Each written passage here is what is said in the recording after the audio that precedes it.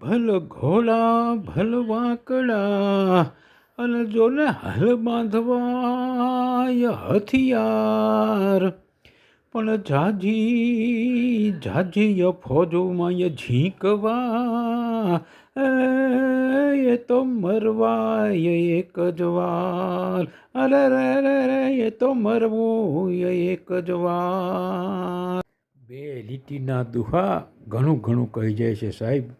ભલ ઘોડા ભલ વાંકડા. અરે પાણીદાર ઘોડો હોય તમારી પાસે, આહા વાંકડી મૂછોવાળો મરદ હોય સાહેબ, અને ખૂબ જ છાતી પાવરને કાઢીને ફરનારો, અને એના પર અસવાર થઈ જાય, હાથમાં તલવાર હોય, અને પછી પોતે એકલો નીકળ્યો હોય ને સામે વિધર્મીઓ કે ખરાબ કૃત્ય કરનારા, બેન દીકરીઓને ઇજ્જત લૂંટનારા કે પછી ગાયોને હણનારા, લઈને ભાગી જનારા, આવા અધર્મીઓ સામે જ્યારે જાજી ફોજો એટલે વધારે માણસોમાં જવું હોય તો એ વિચાર નહીં કરે સાહેબ, ઝીંકી જ દેશે. અને એ વિચારશે કે મરવાનું તો એક જ વાર છે, મરવા એક જ વાર મરવું છે, પછી કાં તો સત્કાર્ય કરીને મરવું, પણ બુદ્ધની પેઠે પીછેહટ કરીને મરવું નહીં, અને જાજી ફોજોમાં ઝીંકવાને મરવું એક જ વાર, આવો વિચાર કરી અને એ માણસ એક જ વાર મરવું છે એમ કરી અને ખરેખર એવો જનૂનથી લડશે કે પેલા હથિયાર હેઠા મૂકીને ભાગી જશે.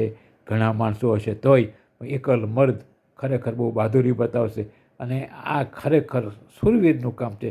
આ શૂરવીરને બિરદાવતો દુહો છે, મને બહુ જ ગમે છે, અને દુહા છંદ તો મને બહુ વહાલા છે, એટલે કોઈક વાર આવા દુહા છંદ ગાતા રહીશું. અસ્તુ.